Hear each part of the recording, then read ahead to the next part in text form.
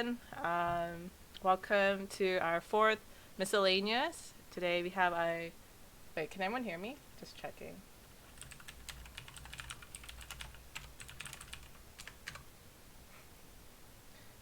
Sometimes I have like a. Okay. Sorry. Let me just try again. Yes. Yeah. Welcome to our fourth miscellaneous. Today we have a special guest, Dr. Paul Sung-O Chung, and he's the author of the book, God at the Crossroads of the Worldviews, and he's also a professor at the UFT and Wycliffe, and also a pastor, and he has a podcast called "What Do You Mean God Speaks." So thank you for joining us today, Dr. Paul. And yeah, do you want to say hi? Say hi. Well, hello. I see that you went with that title. Yeah. Clarification, though. Whenever people say that I'm a professor at U of T, I just have to make clarification. I'm an adjunct, and adjunct is different from a full professor. Obviously, we don't have a fixed job. We tend to be always shaking with the job security thing, so that's me. So I'm an adjunct faculty. Just in case people think, wow, he has that full-time prof job. No, I wish. Job market's pretty tough for academics. Yeah. Yeah. So yeah, I was looking at your podcast, and unfortunately, I wasn't able to get hands on your book because it arrived so late. But with the themes over for both your podcast and your book. You bought it.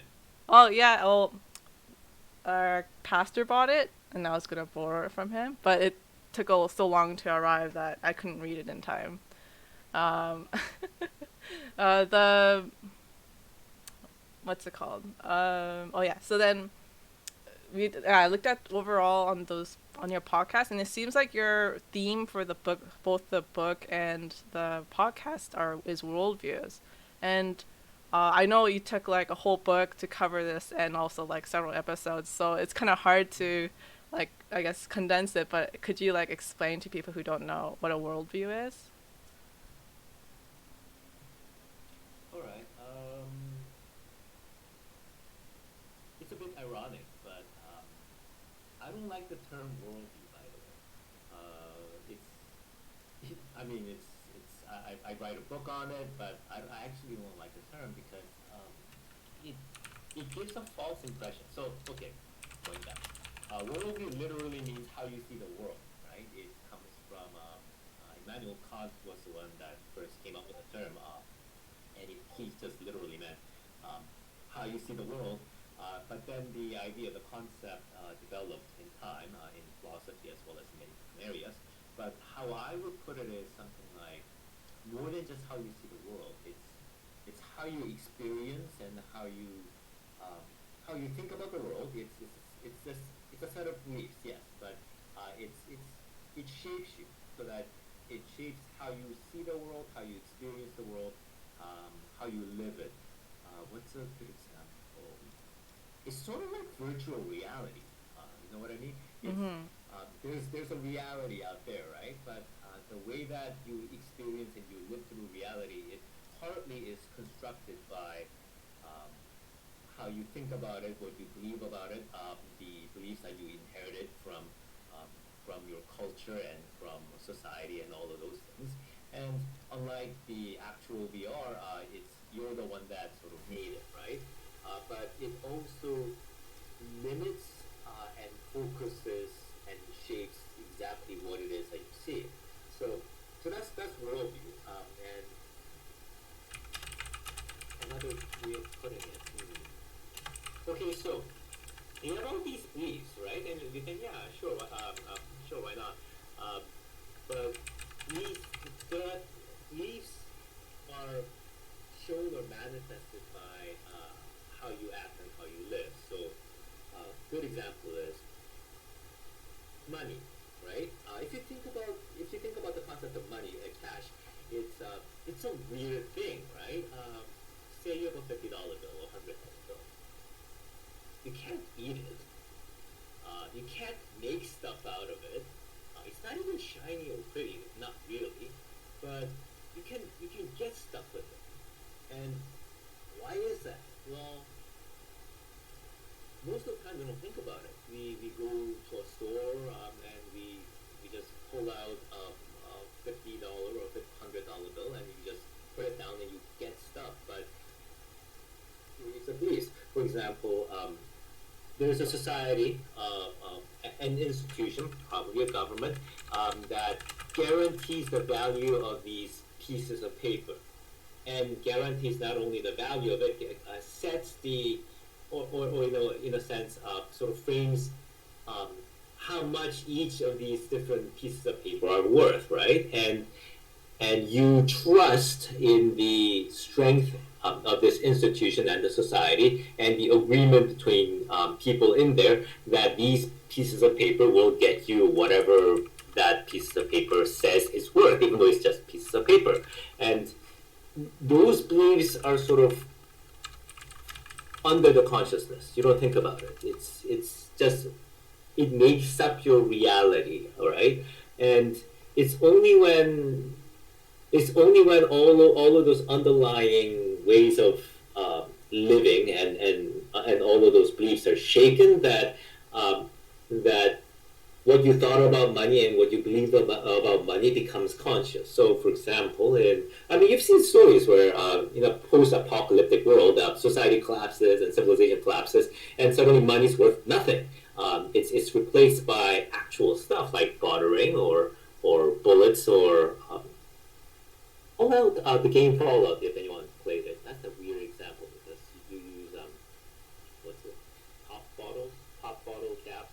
Anyway, so that's how beliefs work, and worldview is like it's like a collection of all of these beliefs that make you live out in the way that you do without really thinking or knowing about it, but it actually is your world, for the lack of better words.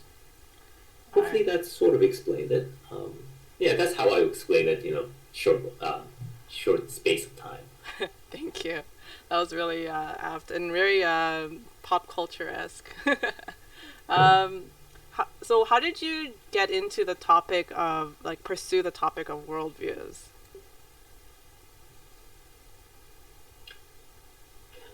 Well, partly because when I was in high school, I had friends from very different backgrounds. So I was brought up in a Christian family, but one of my friends was Muslim, and another friend was Jewish, and the other friend was atheist, right? A couple of my friends were atheists, and I had church friends, and I don't mean just people that I sometimes hang out with. I mean close friends in high school, and wow, we thought very differently, right? And it's not like they were strange people or they didn't think carefully or anything like that. They just thought very differently. So in my university years, I decided, okay, let's check it out. Let's see how different people sort of understand the world differently. Why they do things and think things in the way that they do, and we can't agree with each other. So I studied different religions, Buddhism, Chinese philosophies, various atheist philosophies, psychology, and all of those things. And I realized, wow, not only do we think very differently, I went into what people would call a crisis of faith. And that's a long story. But when I came back, I realized the impact of worldviews have in our daily lives, and the impact that worldviews have when not only when we think about things, but especially when we try to dialogue and talk with and interact with people from other worldviews. And because I was also interested in Christianity and the gospel and all of those things, I realized when we say one thing, say you're a Christian, right, and you talk about the gospel and you try to explain what you believe, right, to people who have very different worldviews, oftentimes they hear something very different. Like they not only not understand, but they understand things in ways that you never intended. And then what happens is that when you get into an argument, you talk past one another. You say one thing and they say another thing, and if you really think about it, if you really listen to them, sometimes you wonder, are we actually talking to each other? Right? Are we actually communicating? Are we getting anywhere? And this seems true not only when I was dealing with um, say secular or atheistic friends, but also when I looked into say political dialogues, conversation that was happening in society for a lot of important topics, and I found people talking past one another. So that's, I guess, that's the impetus that got me to this topic. If you want to communicate and if you want to get across what we believe and what's important to us in a productive, fruitful way, then understanding worldview is just that's something that you just can't avoid. And hence, that's why topics seem to repeat itself quite often in my work. Yeah, that sounds quite, that actually happens to me so often too. And like, I didn't really realize like that was the issue.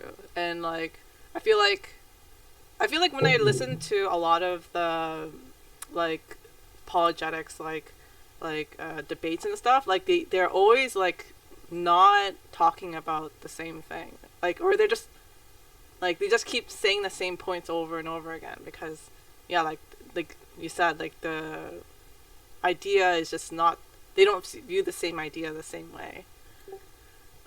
Yeah, and that's a very good example because what happens when you see some of those debates, and I don't watch a lot of those, by the way.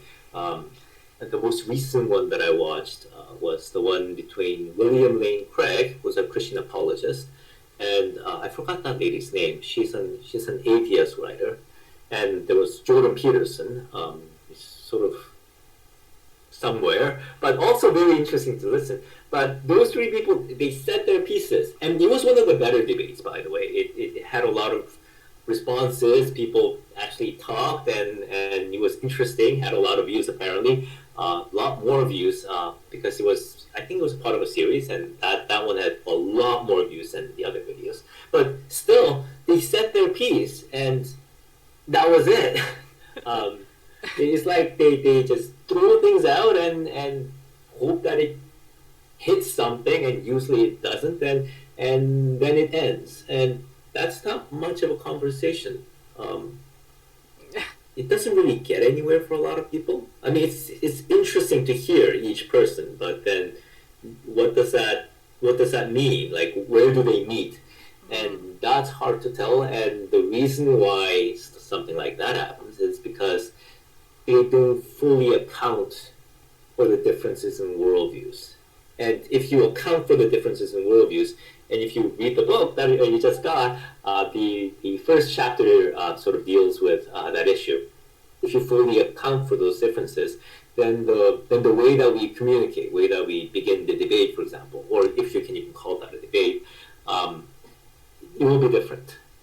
The approach will be different. The way that you present the ideas will be different.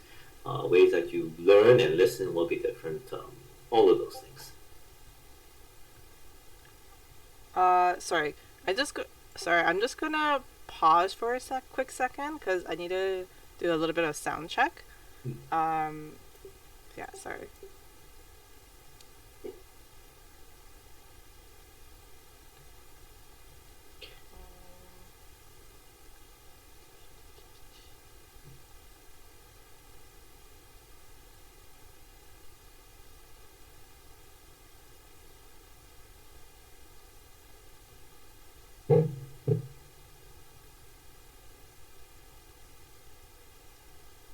Wow, it's interesting to see the lag between the actual conversation and the one on Twitch. Huh.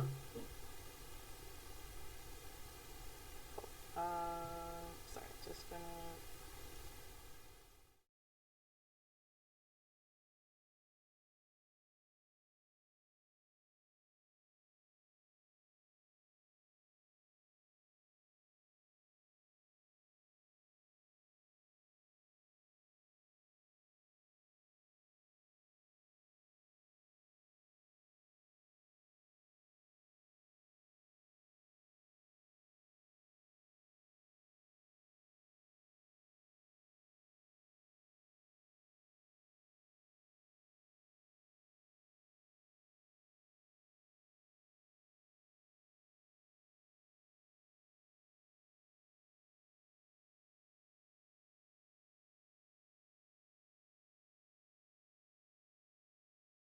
Realtek high definition audio. Click done.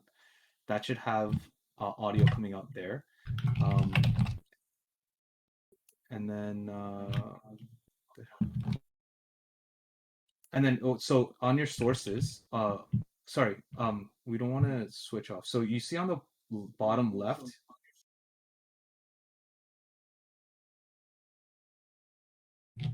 yeah, the studio mode. Can you click that real quick for me? And then now click on the interview corner in the scenes, the interview corner. Yeah. Scroll down on sources. Where is it?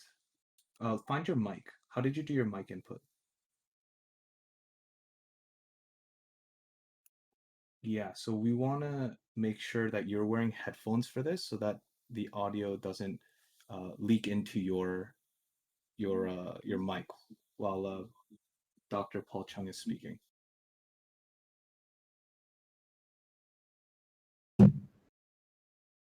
And so let's give that a shot now. I think that should be good. All right. Sorry. Thank you very much.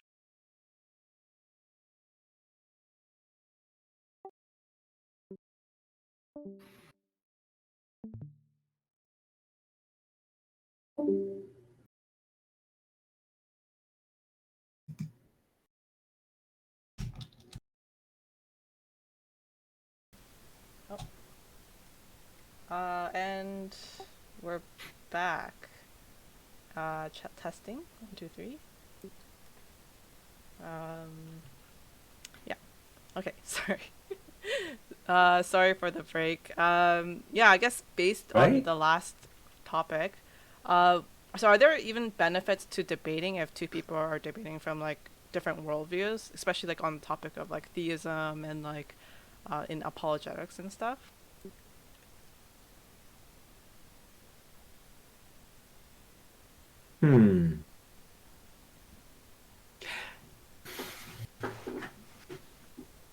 Okay. That's a complicated topic. Okay, I'm trying to unpack what I wanted to say.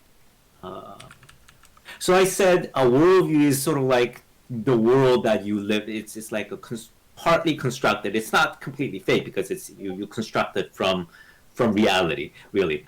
So it's a world that you live in. But the world that you live in can be a bit different from the world that someone else lives in. And they have a different perspective.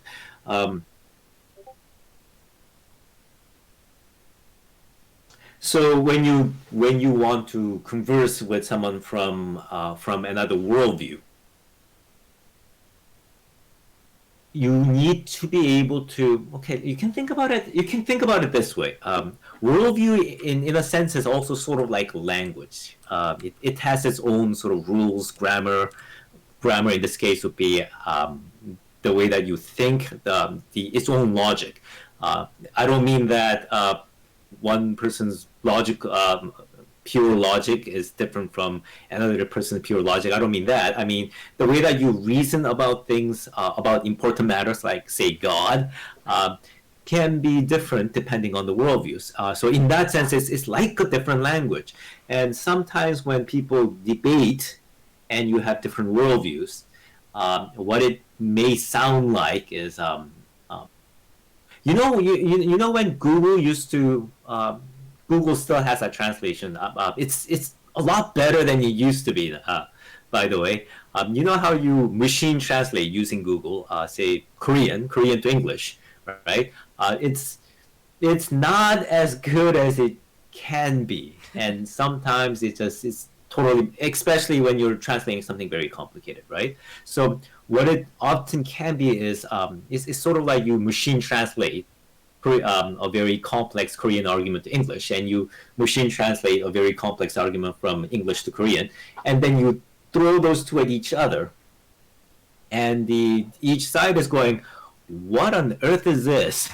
I mean, we can sort of make out what it's saying, but a lot of it's nonsense, and sometimes that's how it's like. And if you want to debate between worldviews, what needs to happen is for one or both people to know both languages. They need to know how other people think, and they need to translate. And that's a tough job. Another way that I would put it is having a worldview is sort of like going on a journey. Because by the way, worldview changes. It's because you live it out, right? And your beliefs change. You might have noticed that as you live, a lot of what you thought about before is not what you think about now. But it's not like your thoughts completely and utterly change. That doesn't happen very often. So it's like a journey, and someone else's journey can be very different from, say, your journey. So what you're seeing in your journey, your particular point in your journey, can be very different from what they're seeing. So to use, say, an illustration, say a Christian, when they're trying to describe their worldview, they might be saying something like, and if I'm using this illustration of a journey, it's like, there's this beautiful mountain in a valley where clear river flows, and we are sort of going by the valley to our home, right? And we say that, and the other person saying, that's nonsense. I only see this massive ice wall, glacier, and snow-covered forest, and that's all I see. There's no river. There's no home. And you're like, what are you talking about? It's nonsense. There's no glacier, right? So what needs to happen is that you need to make the journey to the other side, and an effective point that you in a good debate, say, is when you sort of go over the other side and say, oh, now I see it. Like from here, it's like there's a massive ice wall there, and here is a taiga, the snow-covered pine forest, and that's what I see. But because you made the journey there, then you can explain further. See that ice wall over there?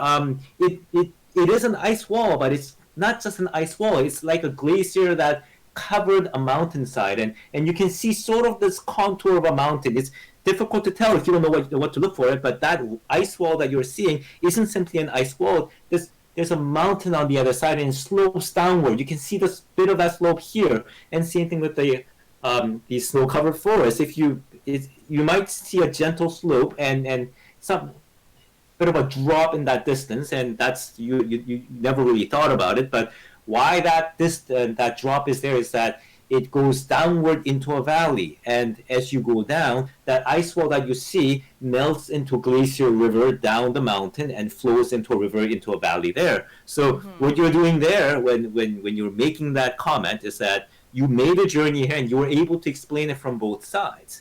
And what you're doing is that I see what you see, but I also know the other side too, and I can talk about both. So right now I can fully describe your perspective faithfully and authentically, and I can sort of point to ways in which you can sort of understand from your perspective where I am coming from, and I can tell you what else you would need to do to see my perspective as well. And when there's a difference in worldviews, one or both sides needs to be able to do this, right?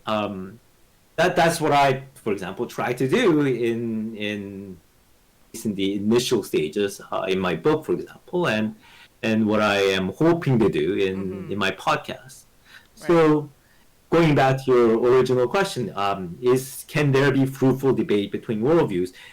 Yes, but only if you know the other side and you can talk in their language. Right. So I guess in most instances that's a no.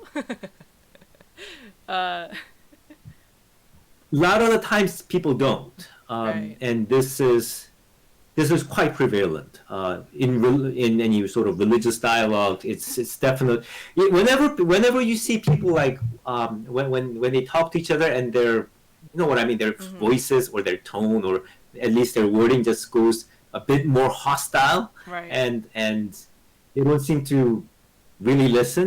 That's a sign. That's a sign that they haven't really bothered to see the other side. Isn't And you see that in political. yeah, isn't as a Go ahead. Christian like you were on the other side and then you came to the then you became a Christian, so you came to the other side. So wouldn't most Christians should be able to talk with both worldviews because they've been to both? If you've been raised, say you've attended church for most of your life, my guess is that not really. And if you and the other thing is, say you weren't a Christian and then you became Christian, it depends on the process, right? Because as I said, worldviews aren't something that you are consciously aware of. Right. Most people aren't fully cognizant, that they're not conscious of exactly what beliefs they hold and why they hold them and how those different beliefs are sort of related to one another. Sort of like my example with money. We don't think about money. We don't think about all of the supporting beliefs that we have about institutions and economy and all of those things for us to use money. We just have paper and we just stick it and we just buy stuff with it. So for people who haven't really thought about, say, their non-Christian worldview and then became Christian for various reasons, they would not be able to present that kind of communication that's required. So when there are people who actually did that, you have people like C.S. Lewis, who was an atheist and then became Christian, and he thought them through step by step, and that's why he was such an amazing and influential writer. And most critical Christian thinkers in history have often been that. Augustine, right? He was a Platonic philosopher. Christian. Thomas Aquinas, he was a Christian theologian, but he worked with Aristotelian naturalism extensively. Apostle Paul, even, right? He converted, and he has all of these conversion stories, right? And that's how it works. Right. So what would cause a worldview to shift? Like, how would you change your worldview?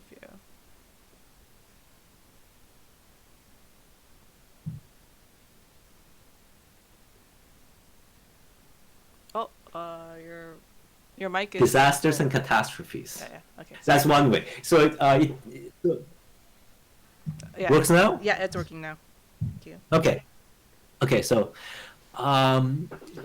when we think of shifts in worldviews, there are two ways to think about them. One might be this like radical shift, what people often call conversion. That usually requires some sort of disasters or catastrophes or something that radically breaks your norm. And because remember, worldview is sort of like a journey, and what would make you stop in your track and completely switch over? And the answer to that would be, well, you are hit with a wall, like a wall that you can't climb, and you just have to go elsewhere. But even then, you might sort of explore the wall a bit and maybe look for sort of a path that connects to yours. So even then, that's not quite it. Maybe a sort of a life equivalent of a landslide or an avalanche that sweeps you over, something like that. So Apostle Paul, for example, had light shine around him with a voice that he hears, and he goes blind, right? And that's a part of an impetus. A lot of the times, people, when whatever set of beliefs, worldview that you had ceases working completely, right? Right. Then you have to switch. But then that's not enough, by the way. So uh, I've one of the courses that I taught at U of T was science and Christianity, and I also talked about the concept of worldviews, because one of the things that I was teaching was that what science. You don't just have you don't just like put together scientific facts and then you get a full position on say God or anything like that. It gets integrated. You piece them together and into a larger framework, and that becomes say your scientific atheist position or a Christian who is a scientist. So you can fit them differently depending on the worldview. And for me to explain the worldview, I had to use one particular example, and it was 2015, 2016, last U.S. election. So this was when Trump was in his primary. So Yeah. he was still considered a long shot, right? And dude, is Simpsons still on? I keep asking this question whenever the topic comes up. Is Simpsons like still going on, Yes. Yes. or am I like It's still going. It's still going. Wow. Okay. So, do you know that there was a Simpsons episode like years ago, like 20, 30 years ago or something like that? And there was an episode where Lisa becomes president. It shows this like distant future. And Lisa's older now, she becomes president. And there's a throwaway line where it says, President Trump broke our country and we are now bankrupt. Because Lisa's saying, hey, what can I do as a president? It's like, yeah, nothing, because President Trump broke our country. All right? And that was interesting. So I sort of brought that up. So I said, say Trump, because he was still considered a long shot, say he wins a primary, and then say he wins the election and becomes a president, and then sort of like how the Simpsons went, he breaks the country, like completely, right? And then you have a problem because he was democratically elected, at least in the Simpsons episode. I'm not talking about the actual world history here. So he was democratically elected. Then your democracy broke your country. So then here's a question. Should you abandon democracy? And then the problem is, that's a difficult question to answer. And the reason why is, well, if you abandon democracy, then what else you got, right? Of fascism, communism. Oh, well, we don't like those either. So it's not enough to simply say that your current views are unworkable. You need to have a viable alternative ready. Right. So what causes your worldview to shift in a radical fashion would be something that makes your worldview unworkable, at least for you, and then there's a viable alternative that you know of that would work. Then you switch. But that's a radical shift, because worldviews change all the time. They're always shifting a little, right? Right. And that's part of the reason why I'm saying you can talk across worldviews and change people's minds, not just in the way that you shift the entire worldview, but in incremental steps. So in my example of illustration of going to the other person's side and saying, hey, look at the glacier, the ice wall that you see. I see them too. Well, take a step a bit, maybe 100 more steps toward that direction. And you will begin to see the mountainside I'm talking about. You can sort of see it now, but you will be able to see it clearer. And that's incremental steps. Worldview can change that way, and it can be changed by having those kind of conversations as well. Right. So, like, kind of going back to you talking about U.S. debates, like in one of your episodes, you reacted to the U.S. politics. And yes. do you think it's important for Christians to be active in politics? And is there like an obligation for Christians should there be an obligation for Christians to be involved in politics?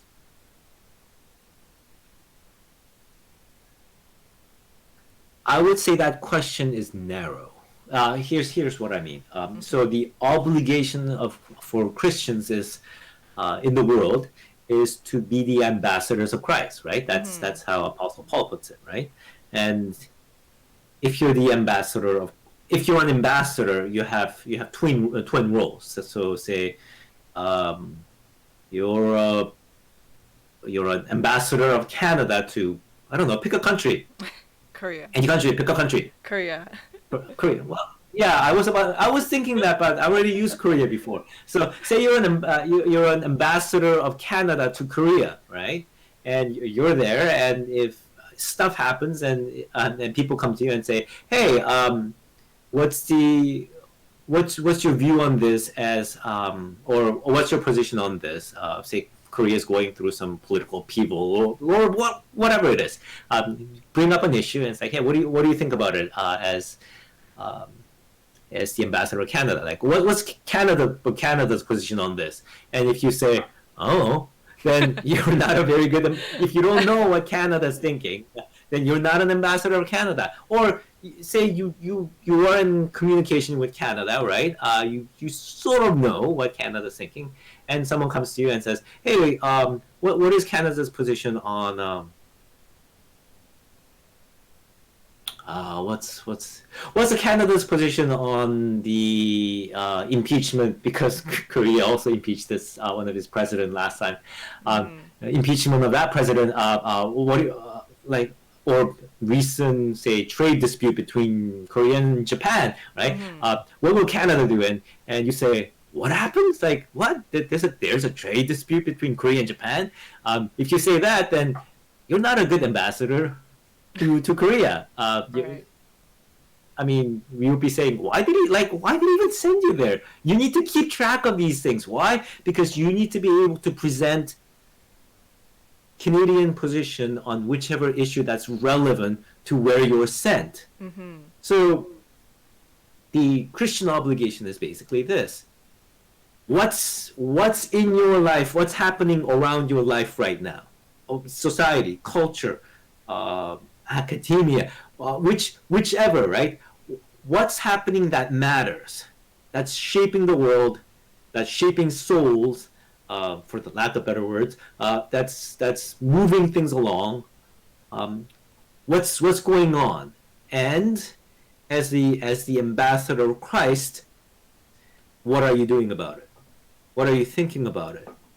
How is the church, as the body of Christ, manifesting God, right, the kingdom of God, in the things that matter, whether it's in the sciences or in the culture, arts, literature, social movements, and politics.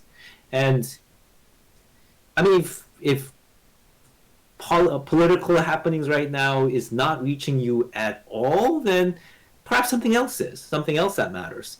And again, the question is, well then, as the ambassador of Christ, do you know, or do you have an idea of what God is saying, what God is doing, what God is calling you to do or calling you to be in that, and then do it. Right. So in politics, well, that was big news, and that's shaking up the world. And as a Christian, we need to be able to make a difference. And it doesn't have to be politics. It just that just happened to be the big news. And the other reason that I mentioned that topic specifically was you might have noticed that the content of what I said in that episode and elsewhere isn't really political. I wasn't trying to side with one political party or the other, although I have my preference, right? My point was simply this. One, if the church doesn't isn't a clear example of Christ in their midst, then there's something wrong. And in that particular instance of the storming of the Capitol, that was particularly bad because there are a whole bunch of Christians. People say Christ is Lord, and then they went in and they beat some poor Capitol Police down and went and ransacked the place in the name of Christ. That's a problem. That's a problem, right? And my point wasn't simply that you need to have this position or not. My argument was that you need to act and live in such a way that society doesn't rot. Mm-hmm. And this political upheaval isn't simply a political event. It's a, I didn't say it there because I was trying to keep it sort of focused, but it's a spiritual event.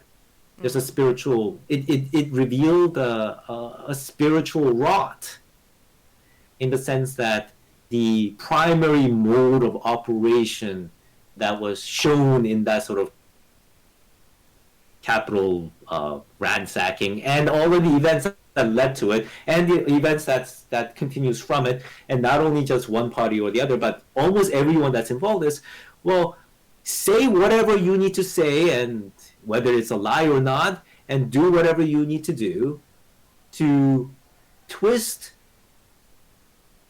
things into your favor. And that's how we'll get power.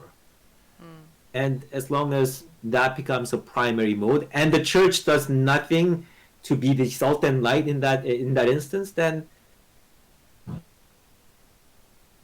you have a problem. Right. The church has a problem. I guess in most instances of any sort of media, it always picks up like the worst of all things. So like in all religion as well, like even in Christianity, like because yes.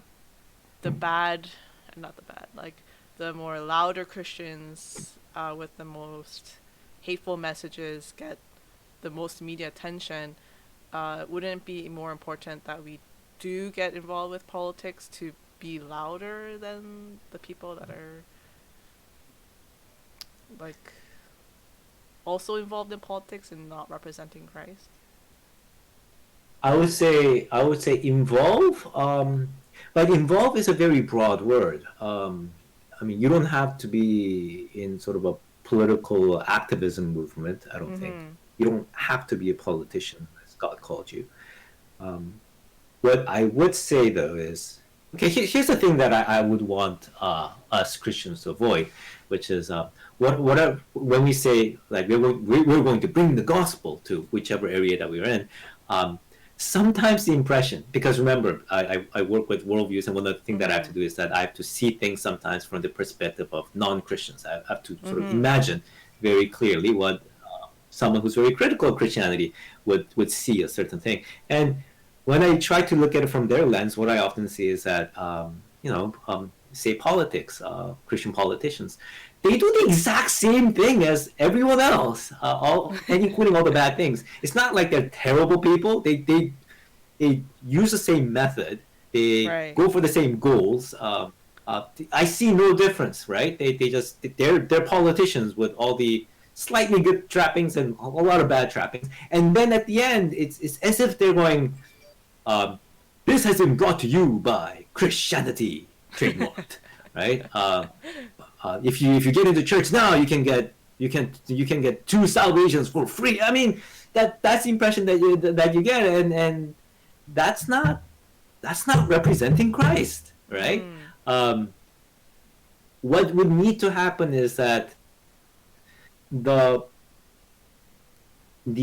allegiance that you show should match the content of your message and the style or the substance of your actions. So the way that you act and the way that you approach things, the way that you think things should also be Christ-like. I mean, probably not perfect because all of us fail at some point, but people should at least be able to say, wow, okay, if Jesus ever got into politics, then he would look like that. But the problem is, say with politics, there's a passage where Satan, I am actually going to talk about this in not the next episode, but the next episode. But Satan gets Jesus over and allows him to see the splendors of the world, the government, the palaces, everything, and he says, "Bow to me, just once. Bow to me once, and and because all the powers and authorities of the world has been given to me, the assumption is from God, right? God allowed me to have these authorities, so bow to me once, and all of this will be yours because he's the Son of God, right? And Jesus says no. Like you can only worship the Lord your God only. And one of the key message point is that the mode of operation that the world's way of grasping and grabbing power is deeply antithetical to the character and the person of God. Which means a Christian who gets into politics, their practice ought to be radically different from any political activist or a political politician or people who's been grabbing for power. It should be radically different. But the problem is then this: when Jesus radically rejected the worldly way and Satan's temptation of doing so, he got crucified, right? and my bad news is, if you really want to emulate Christ, then there's a high likelihood that you will be crucified. Right. In some way or form. Yeah, that makes sense. Yeah, and you can think about it in that way when you are aware of all of the different, going back to the topic of worldview, all of the different pieces that fit in the Christian worldview, how they see the world, and it needs to be different. And because it's different, we also realize that when we live it out in a world that's very different from the Christian kingdom, then there is going to be a clash, and there's going to be a trial.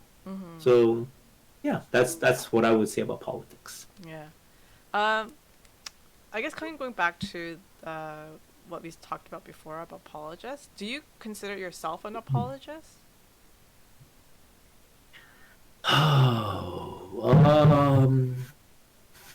Well, apologist, the etymology, you may know, it comes from apologia, which means defense. So you defend Christian beliefs. I don't know if I defend Christian beliefs. I explain them. That's what I try to do is I explain them. I try to sort of parse out the differences, parse out what the real questions are, because people. Well, one of the biggest challenges when worldviews clashes, you don't know what the right question is.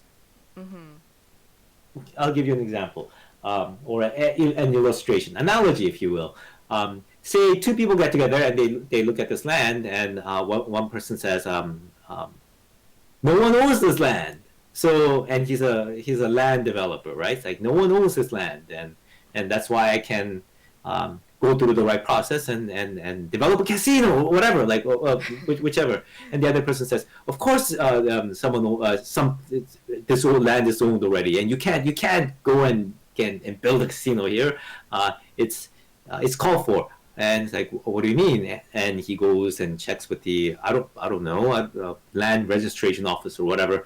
And it's like there's no claim. No one owns this land. And the other person says, "No, this land is the planets and nature's and the creatures there and our descendants." It's a very environmentalist way of doing things.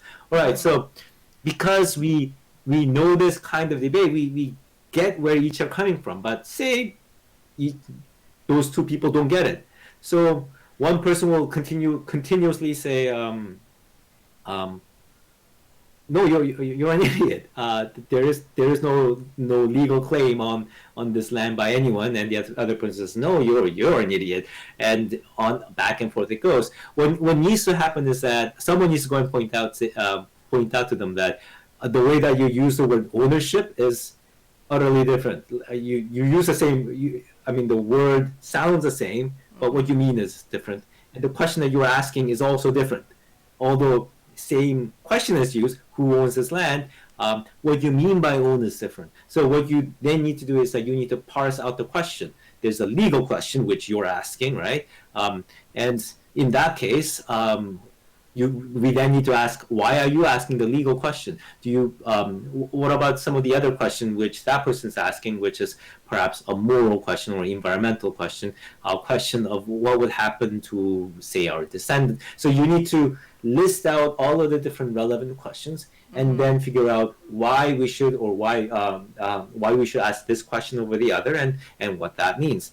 And until you ask those questions, there's no meaningful debate. And if there's no meaningful debate, then you're not really defending. Right? So going back, am I an apologist? I would if I bring the conversation to an actual and meaningful debate. Right. And a lot of the times what I do is getting there. And also the other way is that instead of simply defending, what I want to do is explain things so that they see from my perspective too, and that sort of nudges them closer toward not the ice wall, but the fertile valley with glacier rivers, right? And is that an apologist? Maybe. I mean, you could say C.S. Lewis did that. I mean, he wasn't purely of like, oh, this is why, right? So in that sense, I'm an apologist. Yeah, I was gonna bring that up. Like in Mere Christianity, like he's like, you know, he doesn't consider himself apologist, but a lot of people refer to that book for like basics of apologetics, and I thought it was very kind of similar vibes with your talking, and would you? I would say best apologists aren't apologists in the defense sense. So I guess you probably wouldn't attend debates or like participate in them if you were called to one, would you?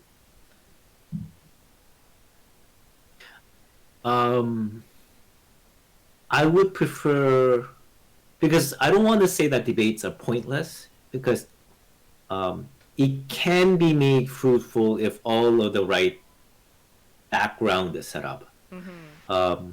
But most of the debates that I usually hear about aren't that. So conversation, I would be conversation that can potentially lead to a debate, right? Then yes, that'd be good. Right. But otherwise, no. Do you have a favorite apologist? Mine's John Lester. I think that's my favorite. Oh. Well, I think about it in terms. So if I were to say favorite apologist, I would be like Augustine. But people wouldn't think about him as an apologist, right? But he bridges the gap. He bridged the pagan philosophical world of his time and Christian theology, and same with Thomas Aquinas. And his work is what I use as a primary example in my book. So Thomas Aquinas. Recent ones would be, say, C.S. Lewis. Timothy Keller also is, he very thoughtfully writes a lot of things. Yes.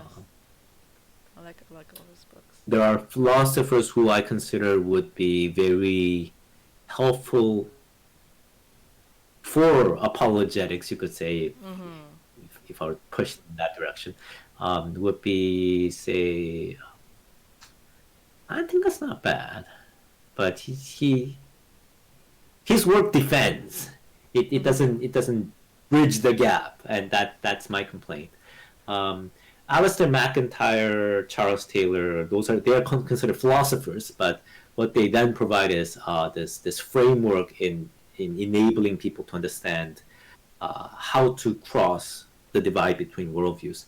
But Charles Taylor is okay, but his book tends to be massive, 1,000 pages each and stuff. Alistair McIntyre, he's infamous for writing very difficult to read books, although he's brilliant. So I would mention them.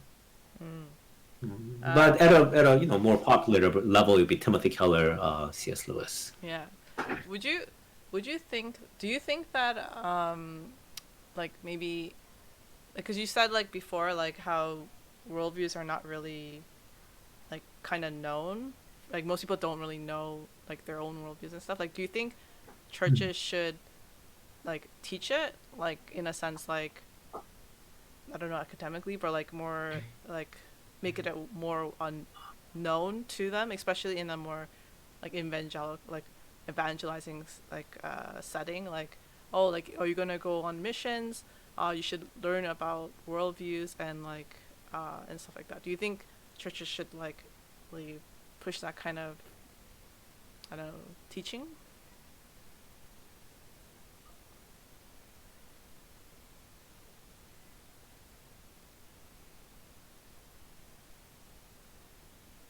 Oh, your volume is They muted. need to. Oh, sorry, can you say it again? So, yes, in the sense that, say, if you're being sent to do Olympics in, I don't know, running, Mm-hmm. then you need to practice your cardio, Mm. or you need to practice your running form or whichever. It's because any sort of evangelism or even understanding where you are, especially Mm-hmm. in a society like ours where you have many different perspectives. Not only Yeah. that, you have the main perspective that we live within, is non-Christian, and I often hear people say that in sort of a bad way. It's like, oh no, we live in a non-Christian secular world. It's like, well, um, yeah, obviously, because the kingdom of God hasn't come yet. So that shouldn't make you panic. But the fact is that the world that you live in and the assumptions that you have, assumptions that Christians have, by the way, or the building blocks of how we sort of construct our world, a lot of that's actually not Christian, which then also Mm. leads to a lot of confusions even over our own beliefs. So it's not only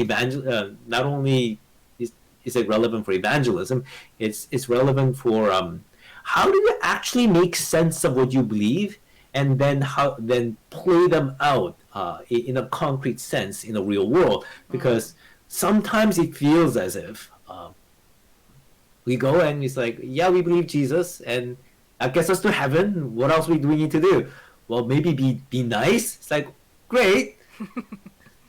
Want something more substantial than that. Read the Bible. Yeah, read the Bible, but you need to get something out of the Bible. And in your prayer, we need to be able to unfold a world. Christians need to be able to unfold the world. And often we don't know how, because we don't know what our world should be made of.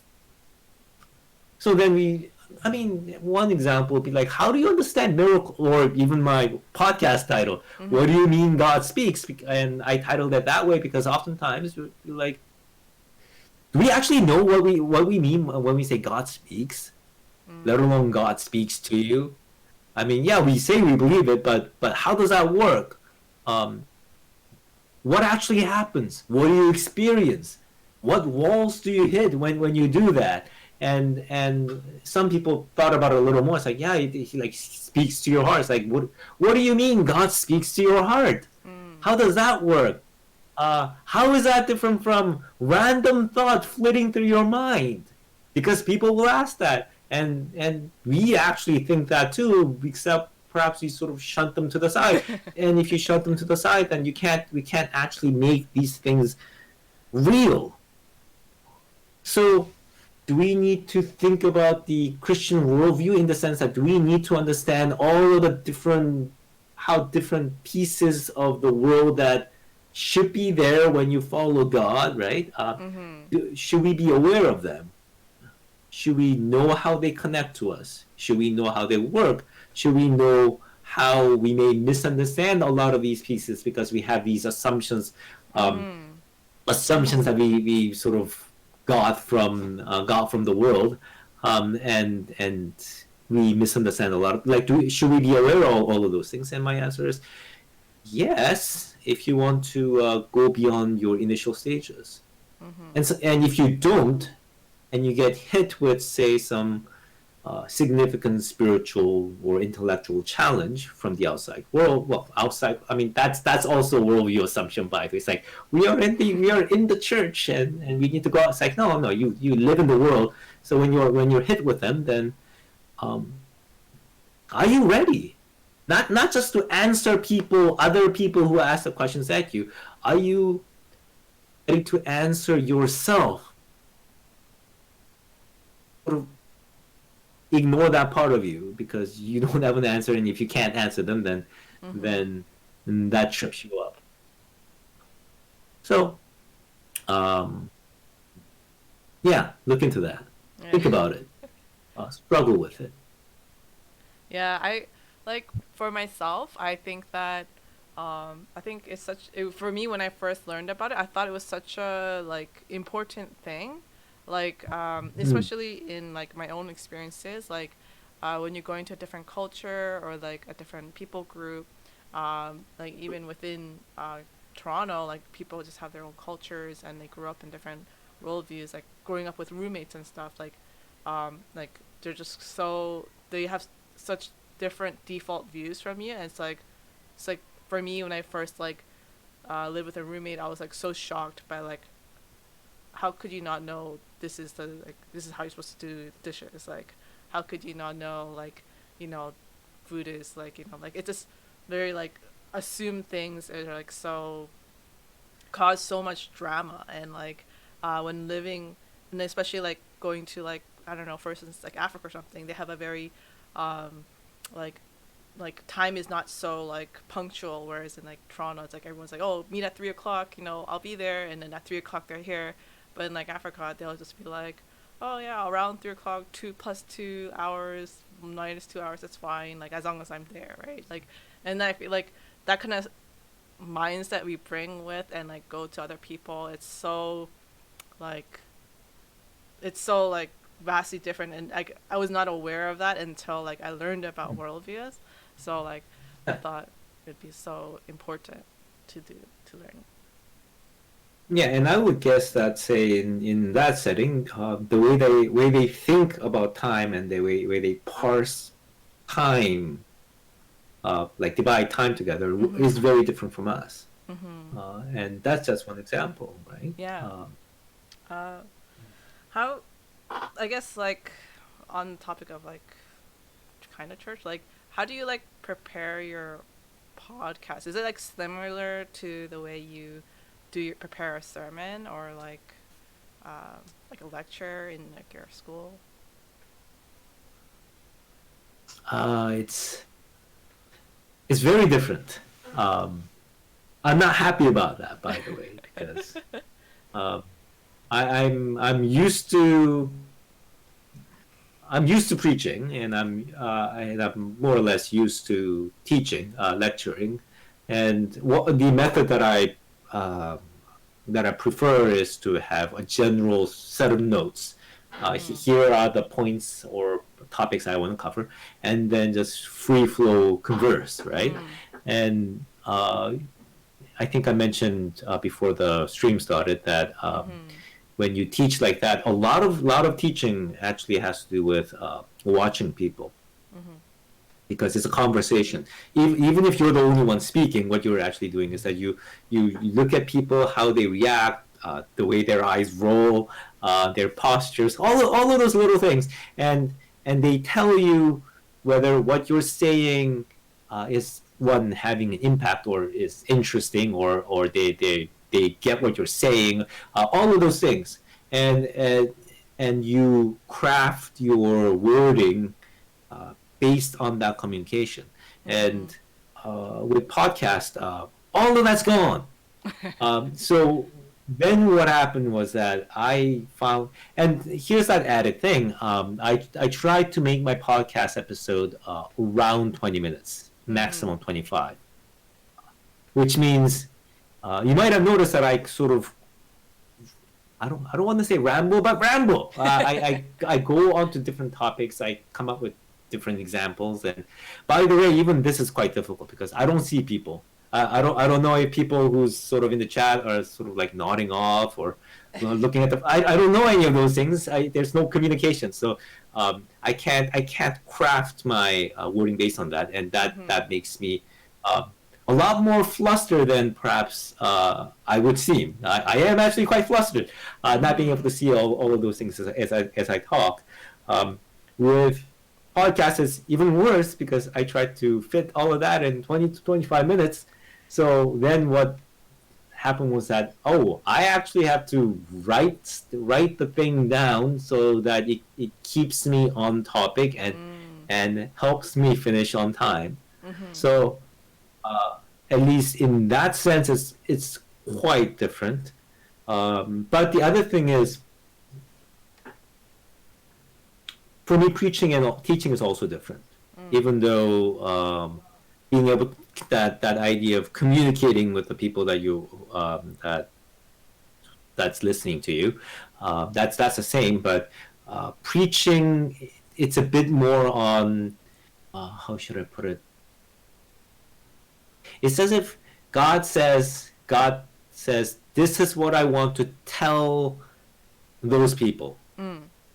And that's what you're going for anyway, right? Yeah. You want to relay God's message. That's my idea of ideal sort of preaching. And sometimes you're not very good at listening either, but you try. That's what you struggle with, right? With lectures, God doesn't necessarily have a personal message to relate to people. You are still trying to tell them truth. And I said in my past, in my immediately, my last episode, I said every truth is, from the Christian perspective, every truth is literally God speaking. So you are relaying what God is saying, but that's different from saying God is actually saying this to you. God is saying it, but not necessarily to you. But I am sort of telling you so that you know. So that's a lecture. That's right. What a teaching is. Podcast is closer to lecture in that sense. But here's the other. Here's the final way that's actually. So lecture and preaching is different. Podcast has that additional dimension where what I'm actually trying to do is so I take my Christian worldview, right, and with my podcast, I break them down into tiny little pieces, right? Sort of like taking apart a car. I don't like machine imagery, by the way, but here I'll use it. So you take all of the pieces apart, right? And then you move it to a non-Christian perspective, and it's again hard because there's no actual person that I'm communicating with. I actually have to imagine a person. So say a podcast for this, I imagine someone who's sort of generally non-Christian, obviously, but even a Christian who's sort of struggling with the questions that's coming from the non-Christian side, but not only non-Christian, but maybe interested in spirituality, but also skeptical, perhaps an atheist, at most an agnostic, that sort of person. And from their perspective, I then put all of the pieces that I took apart back together again, but from there. Right? So the content and the sequence of how I would put it or how I say it, say things, or how I would plan out the episodes depends on that project, right? So right now I'm still putting the pieces together, and in that sense it's also very different from say me teaching at Wycliffe College, or even St. Mike's. St. Mike's though wasn't Christian, like it was just for an undergrad. But even then, it's whereas I present here's a Christian position, this one is even more like from baseline and building it back up kind of thing than my regular lectures. So you said you try to keep it under 25 minutes. Is there a reason why you want to keep it under 25? Because most podcasts I've seen are usually around an hour. Yeah. I think those podcasts, though, they have a lot of like conversation between people. Whereas, at least for this season, and possibly a majority of next couple of seasons at least, I just wanted to present ideas from a very different perspective. And I wanted to do it in as succinct as possible that I can make it. And that's a tough job for me. My biggest challenge, for example, when I was writing my book was putting all of that in 300 pages. So that's a thing. And for me, my original goal, even with the episode, was like, let's make it 20 minutes, like 20 minutes sharp. I kept that for the first episode. The rest episode I failed. Rest of the episodes, you might have noticed, all of them are like 22. Then it starts to sort of climb up 23, 24, and now it's at 24, 24. So I'm not. I'm only partially succeeding it, but what I am going for is that here are some very, very complicated ideas. Here's the simplest I can make it. Here's a way to sort of build Christianity back up from the pieces from a very, very different perspective, so that you get to see. Right now you may only see the glacier, the ice wall, but I'm going to explain to you why there's that mountain that you can sort of see from this side. So I'm explaining that step by step, so that by the end of this season, which will be 3 episodes from now, people will actually be somewhat ready to get into the story, the actual stories in the Bible, where I'll begin from Genesis, I think. So yeah, that's why I'm trying to keep it under 25 minutes. It's not a rambling conversation, sort of like how we are having it here. If that's what I was doing for my podcast, then yeah, I would go for an hour. Right. Yeah, you're talking. I remember in one of your interludes, I think you were talking about how you want to go over like the major arcs of like the biblical story, and so I guess you're talking about the biblical story from to that imaginary like agnostic kind of person. Are you going to be like breaking down the stories from that perspective, or are you just talking from a Christian perspective from that point on, because you've built up that foundation? I would still be saying it from that perspective. Well, I don't want to say like only agnostic and atheists should listen to it. Yeah. Although my podcast, in the Apple podcast, for example, I deliberately put it under religion rather than religion Christianity, because religion Christianity I find it's mostly for Christians who want to listen to Christian podcasts, whereas I want it to be more general than that. But I also want to say, well, because there are Christians like me, or how I was during my university years, where I'm like, hey, do I actually know Christianity? What if the atheists are right? Because hey, man, they really are thoughtful, right? So it's for them too. So people, I mean, I mention it in every episode. I say this is for the skeptics, not just like hardline, closed-minded skeptics, but skeptics who are actually interested in understanding of religious perspective, and Christians who are actually struggling with the questions that people from either skeptics or spiritual but not religious, or even people from other religions would bring up, and from their perspective, what sort of ideas, or clarification of ideas rather, clarification of misunderstandings that both Christians and non-Christians can have about Christianity. What are some of those clarification? What would help in enabling us to understand the belief in God, or statements like God speaks to us and all of those things? And once we have that done, so that really key misunderstandings and stumbling blocks are somewhat removed, then we can get into the stories where people from those groups, right, would be able to hopefully enjoy and at least get something out of discussing the stories like, say, creation, or Abraham, or Moses, or eventually Jesus. So answering your question in a short way, yes, it's for people who's not just Christians, but people who are sort of skeptics or agnostic, Yeah, or Christians who are sympathetic to that too. yeah, I honestly really been enjoying your podcast. Like at first I was like, oh, there's such a short podcast, but then as I was listening to it, I was like, oh my gosh, there's so much information. Like it took me like takes me like an hour to just like digest the podcast. So I'm glad it was only 20 minutes, because if it was an hour, I'll be like taking like way too many notes. But yeah, it was. Yeah, that's actually one of the things that I worry about, because I'm like, maybe it's a bit too dense, but I don't. It would take me weeks upon weeks for me to make it less dense.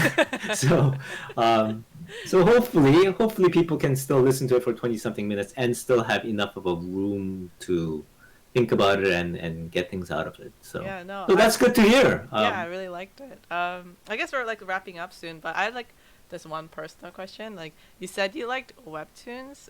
What are your favorite webtoons? As with other questions, I don't have a simple answer for that. Because here's my fear. Well, there's like 9 people, so I shouldn't probably fear it too much. But whenever I say this is or this is the webtoon that I like or watch, the unavoidable question is, why not this other webtoon? So here's my preemptive defense, right? Here's how I get into any of those like popular media stuff. So this includes what's a good. So I also watch anime now and then, right? Yeah, I watch anime, but unfortunately not a lot. I watch like one series per season maximum. So I watch ReZero, for example. If people know about ReZero, no. So, but here's how I got into it, which was I heard about it, and one thing that you need to know is that I have a very low threshold for curiosity. What I mean is that it's very easy to get me curious about things, like anything. Like even my research topics. Like I will be reading things like, Perseverance landed on Mars, and here's how we search for life on Mars. Like, ooh, curious. I'll look at it. But at the level of curiosity, it only pushes me as far as me reading for say 10-20 minutes. And a lot of the stuff is I can just like skim over and get what's going on. So ReZero, I heard the premise. I said that of it. I'm like, I am curious, but that doesn't say much because you can get me curious for pretty much anything. So I went to the wiki, the Korean wiki, mind you, because I find that Asian wiki is better, and I can read Korean. So I went to Korean wiki and I skimmed over for 20 minutes. And that would have been the end. So spoiler, like when I'm at the curious level, spoilers, I don't care because I'm just curious. But I read this one passage that was in the wiki.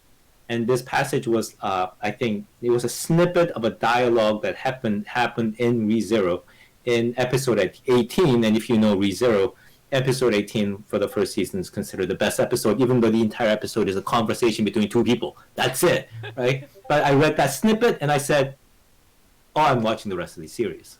Wow. So curiosity low, but if I find a very interesting or moving whichever thing, and that threshold is pretty high, that pushes me from curiosity to an actual commitment or interest, and then I will go through it all.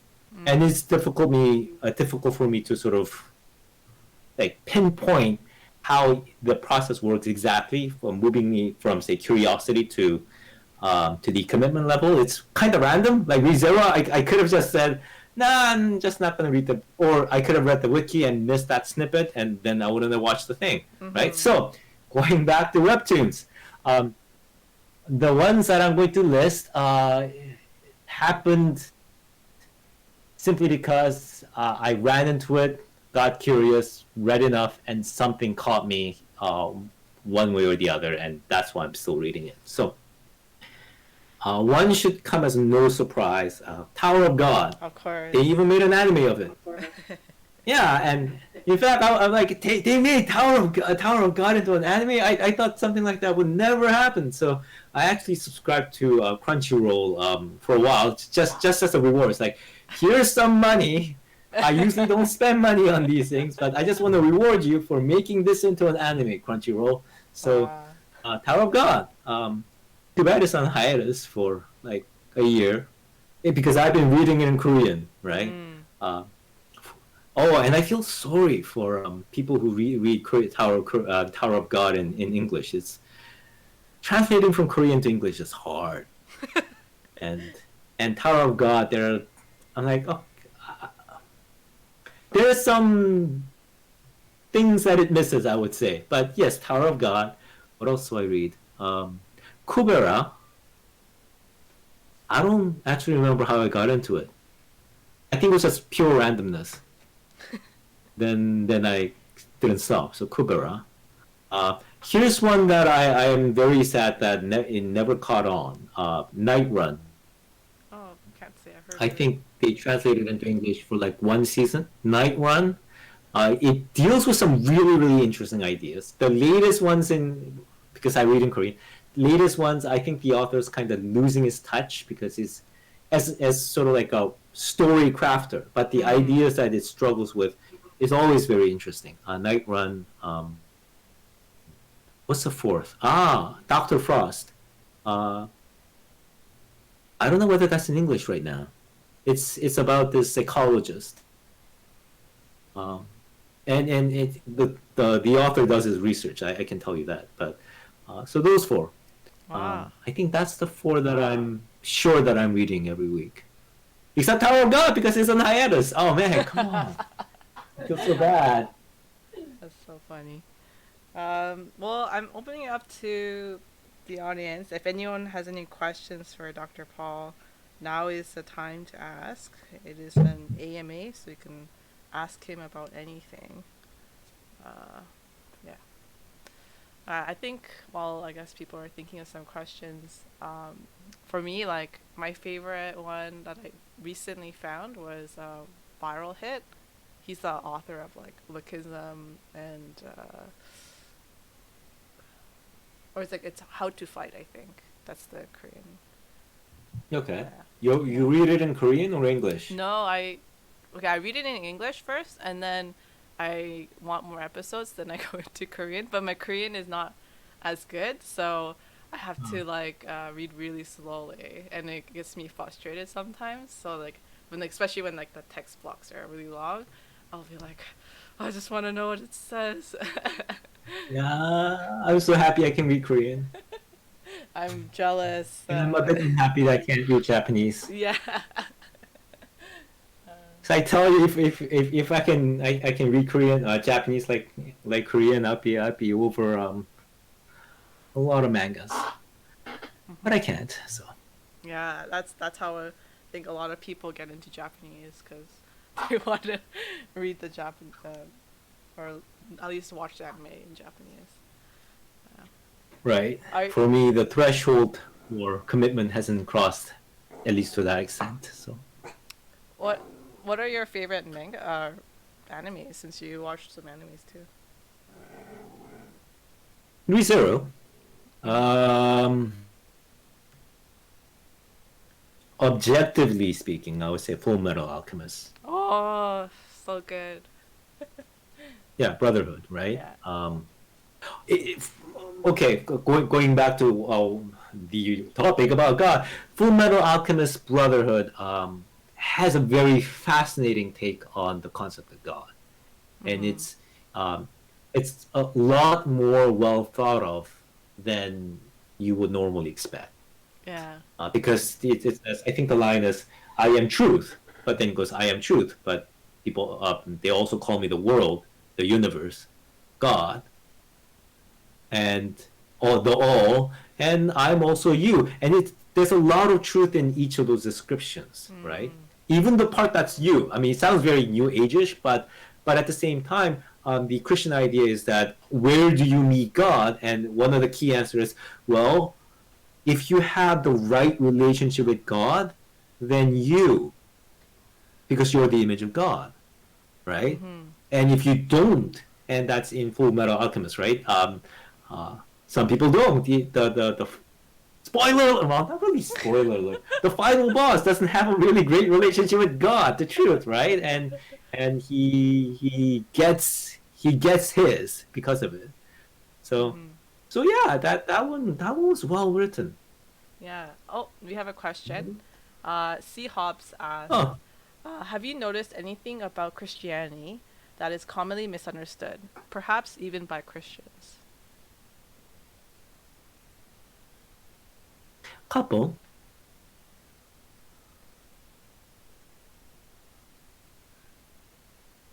So in episode 1 of my podcast, I say, stop trying to find God a job, and that's because uh, when I was growing up, or when I was thinking about God, and I noticed a lot of people still people think about God in a way that he's like this very very special entity that sort of breaks through in certain instances and not in some others, right? So miracles, like what's a miracle? When crazy stuff that can't happen happens, and that's when and that's when there's God, or um, or something similar to that extent, or when because I had to work with science and Christianity a lot, science and religion topics a lot, uh, when science can't explain stuff, Mm. or when say evolution can't explain stuff like that. That's when we find God, and both the I mean I can understand why I don't understand why atheists would think that, but they do think that often, and a lot of Christians think that as well, and a lot of the arguments from the Christian side is like, well, science can't explain this, science can't explain that, and that's why you should believe God. And my point would be, I don't think you understand the idea of God, Mm. because that's beside whether our reason can explain certain things is beside the point. We probably are things that we can't explain because universe is large and complex, and infinitely complex, and that's true, but that's God. But also the things that we think are regular, ordinary, and perhaps even boring, but probably not as boring as we think, um, that's also God. That's equally God. For guys, like, they're the same thing. Like, I don't understand why you make the difference between the two. And um, that's one example. The way that I put it is, here was a litmus test. I said, there was a fluid dynamics, so water engineer, like engineer who sort of looks into how water works, and they figured out how, in the Exodus event, how a sea would split when wind blows in a certain direction. In fact, if um, if the description in the Exodus happened the way it happened, there are places in Egypt, in the Nile region, where sea would split, like according to laws of physics. And one of the questions that I asked was that, does that mean that God didn't do it? Because now we know, like, if wind blows in the way that Exodus describes, the water will split, and it's quite a natural thing. And there was a bit of a split. Some people said, yeah, then it's not God; it was just nature. And some people thankfully said, no, that has nothing to do with it. It's still a miracle, and they're right. That's a miracle. Mm. That's the idea of God, would be that God will be the Lord over all of those things, and it has direct relevance to us because there may be a whole bunch of things that might be happening around us right now that God's doing, and God saying, "Look at this, because here's one way that I'm leading you," and we miss it because we're like, "Yeah, it's sure, why not? It can happen," and we haven't been looking for it. So Mm. yeah, that's one example. Gracie How do you Park. see? Oh yeah. Gracie Park Right. asks, how do you stay not discouraged when you're really looking into worldviews, or does it actually fuel your passions to spread the gospel? Huh. Why would I be discouraged? I mean, don't get me wrong. There would be a lot of things that would discourage me. I, don't, I don't know. I consider myself somewhat of a pessimist, although people tell me no, you're not. So, uh, I don't know, but I tend to look at negative side of things too. So I don't mean to say, oh, I don't get discouraged, but uh, that we think in terms of worldviews are not really a point of discouragement. It's just that's something that we just have to work with, right? It is like saying people have views and people have different ways of thinking and come from different perspective, and you have to work to actually, you know, um, understand each other and talk.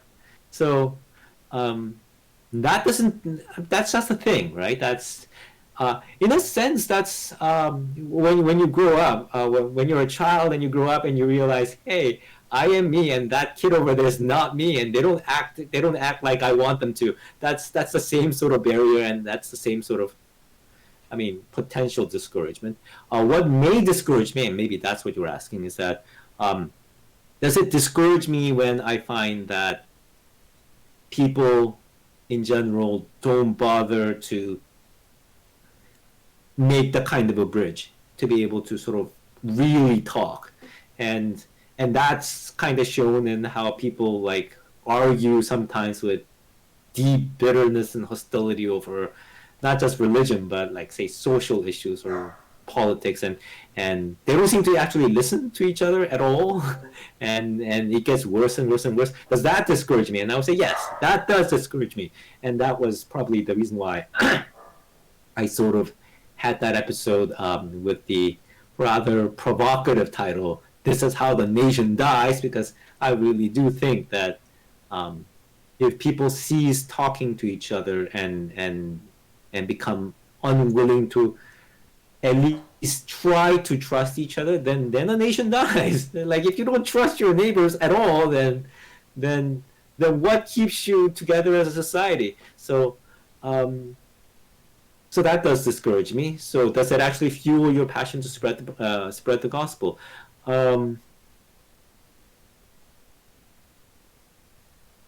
What fuels one's passion to spread the gospel is the character of Christ. What I mean is, do you think Jesus is worth it? Right? That's the bottom line. Like, do you think Jesus is worth it? And if yes, then the question is, okay, if Jesus is worth it, then what does it require for us to bring out Jesus, right? And a lot of the times the cost is high, but God sort of, if God sometimes leads us forward, and a lot of the times we doubt, and I doubt, at least I doubt, because I understand how doubting people think or feel, and I doubt a lot. Even doing the podcast, by the way, it was a result of making a bet with God, saying, "I doubt you, God, that this podcast will matter." And the bet's still sort of on. The first bet I lost, which is why I started the podcast, by the way. But that's on. But what fuels the gospel is nevertheless saying, I doubt, but I still think Jesus is worth it. And because Jesus is worth it, it's worth looking into things like worldviews and how that sort of may divide us and how that may bring us together if we make the right bridges. And that's what would push me. Yeah. Here's our last question. Yellow Potato asks, has there been any worldviews that made your faith waver? I was an agnostic during my first 2 years in university. And it was a combination of psychological explanation for God, scientific naturalism, maybe Buddhism. Now that Buddhism sort of came on afterwards, but it was those. So basically what happened was that here's the scientific explanation for everything that you thought God did. Like it was the laws of nature. And all of the experiences God that you think you had was it's psychological. It happens in your brain. And like, oh my God, it does, because like brain's real, and stuff happens in the brain, and that includes religious experiences, and we do have a lot of really, really profound explanations scientifically for many of the key things that we see around the universe. So what do I do? And that did make my faith waver. And one of the reasons why I was able to go beyond that, there's these, I guess, a spiritual side which probably can't get into, where there was a set of prayers that I did offer to God, who I sort of not really believed in anymore. But nevertheless, even there, I'm like, even if I don't really believe in God, this figure of Jesus is so powerful that it's at least worth a try to see if God's there, right? Anyway, so one other thing that happened was that after that prayer too, I slowly began to understand that that's a red herring. So I mentioned this. In fact, I talked about this just before. The laws of nature still also from God. In fact, I think I said that I say that in one of the episodes in my podcast. In fact, from the perspective of Christian theology, the laws of nature is literally the logos of God in the Gospel of John. That's literally what it is. And psychological explanations like, great, things happen in the brain, but by the way, everything else too, like you watching this video, things hitting your retinas and going into your brain, that's also brain. It doesn't mean that I don't exist. Maybe people may doubt that I actually exist and I'm a figment of your imagination, but probably not. But it's still going on in your brain. Mathematics and all of those things that we take for granted as true, brain gets involved. So it's like that religious experiences have psychological process going on there. It's like, of course it does, because all of the things that we experience are in part psychological. So that's also a red herring. So that sort of brought me back. But before that, it was a major challenge. So it didn't simply make my faith waver. I was temporarily an agnostic. Yeah, thank you for being with us. I know we went over the hour, but yeah, we normally ask our guests to kind of pray to close our session.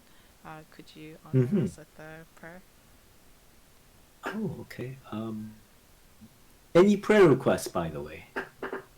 I say this even when I taught online. So any prayer requests before I go? For myself or for Sal or? Anyone. So if there are specific prayer requests, you can do that on the chat, and if you have one, you can mention it. If you have one for your I don't know what you call it, community group, Yeah. Self, organization, yeah. whichever, right? I guess in terms of like the world, I guess Texas is pretty in dire straits, but for Sal itself, Okay. yeah, we're always like this is our I guess our ministry and our missions field, and we want to be able to reach people through gaming, and yeah, and I guess our prayer request is that we'd always remain Christ-centered, and that it wouldn't turn into just some sort of gaming, I guess, channel, but that we'd be always we would be abiding in Christ in everything that we do. Yeah, and that, of course, that, yeah, I guess that's our prayer request for Sal. All right. Let me pray for us then. Lord Father, we give you thanks because you're the one who, in your everlasting grace and faithfulness, continue to lead us, guide us, lift us up when we're down, and show us the reality, beauty, and the strength of Jesus Christ in our midst. So, Lord Father, we pray that you continue to speak and act in our lives so that your Son Jesus Christ is made manifest in the midst of us, not only to ourselves, but to everyone who we encounter. Lord, I pray specifically for Sel. It's just great that people can gather and have a great time playing games, and it's a great community. Lord Father, well, first bless that community. May they have a lot of fun. May they have a great time.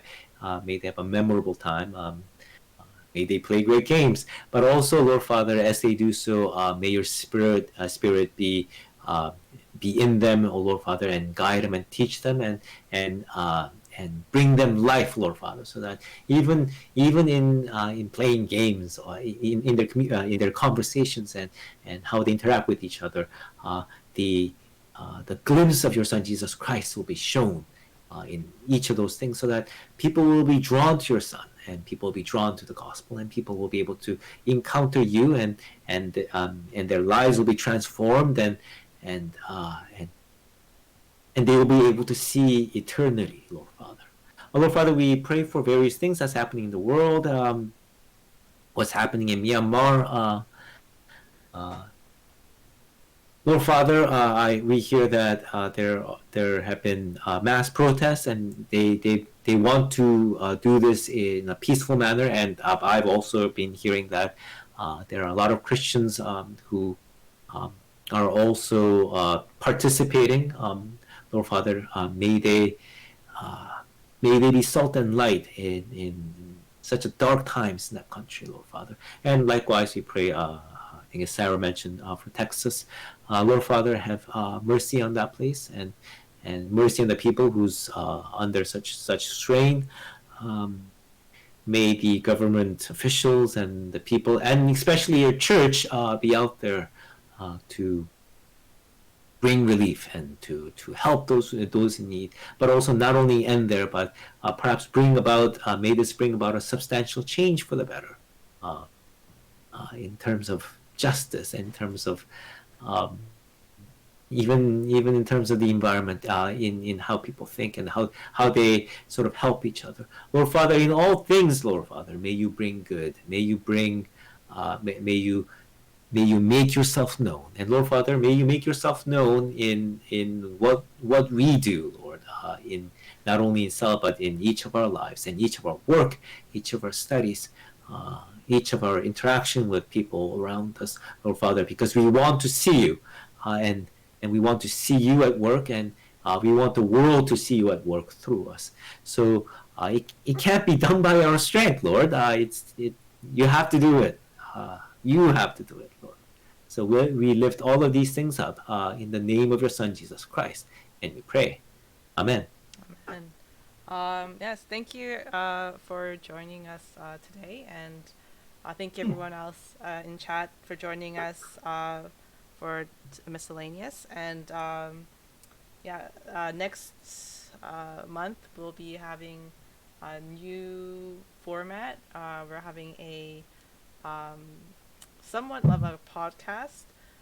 We won't be having a special guest in this kind of normal setting that we've been having every month, but we will have 3 of our cell community members and be discussing various topics in a Christian format, I guess, or Christian worldview, and I think, yeah, you guys, we will be posting that soon, and this Friday we will be having our normal community games, but we won't be streaming that, as we will be hosting Gamers Arc's Valorant tournament. And yeah, I think just I guess thank you, Dr. Paul, and thank you, everybody. Come over to my podcast. Oh yes, yes. Please check out Dr. Paul's podcast, and if you are so daring, please check out his book. You can find that on Amazon. We've linked that in our cell Discord as well. Thank you for everything. Have a great night, everybody. Mm-hmm.